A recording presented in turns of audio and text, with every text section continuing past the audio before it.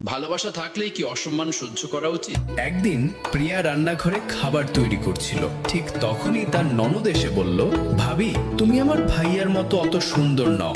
মাঝে মাঝে চিন্তা করি ভাইয়া তোমাকে পছন্দ করলো কিভাবে। প্রিয়া শুধু হালকা হাসলো এবং চুপ করে রইল। পরের দিন প্রিয়া কাপড় কাচ্ছিল, তখন তার দেবর মজা করে বলল, ভাবি তুমি তো ভাইয়ার মতো ফিট না, ভাইয়া তোমাকে কিভাবে পছন্দ করলো। এটা শুনে প্রিয়ার মন ভেঙে গেল।